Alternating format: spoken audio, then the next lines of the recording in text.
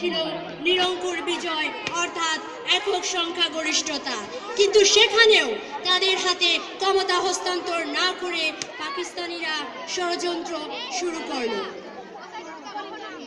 1971 সালের 7ই মার্চ হাজার বছরের শ্রেষ্ঠ বাঙালি স্বাধীন সার্বভৌম বাংলাদেশ রাষ্ট্রের স্থপতি, বাঙালি জাতিসত্তা বিকাশের পুরোধা ব্যক্তিত্ব, বাঙালি জাতির জনক বঙ্গবন্ধু শেখ মুজিবুর রহমান ঐতিহাসিক 7ই মার্চের ভাষণ দিয়েছিলেন। তিনি সেখানে বলেছিলেন, রক্ত যখন দিয়েছি রক্ত আরো দেব, এদেশের মানুষকে মুক্ত করে ছাড়বো ইনশাআল্লাহ। এবারের সংগ্রাম মুক্তির সংগ্রাম, এবারের সংগ্রাম আমাদের স্বাধীনতার সংগ্রাম।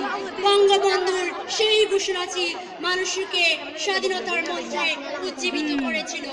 তারপর 25শে মার্চ যখন পাকিস্তানি হানাদার বাহিনী ঝাঁপিয়ে পড়েছিল এদেশের নিরীহ নিরস্ত্র ঘুমন্ত বাঙালির ওপর, অস্ত্র শস্ত্রে সজ্জিত পাক বাহিনীকে প্রতিরোধ করার মতো তেমন কোনো শারীরিক কিংবা মানসিক প্রস্তুতি ছিল না বাঙালিদের।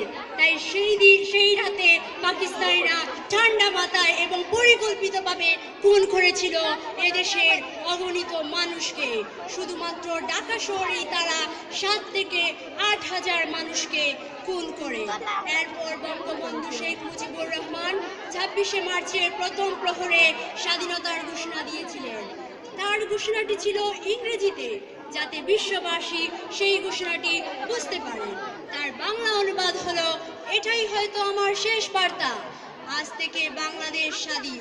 আমি বাংলাদেশের জনগণকে আহ্বান জানাচ্ছি যে যেখানে আছো, যার যা কিছু আছে তাই নিয়ে সহ্য মোকাবেলা করুন।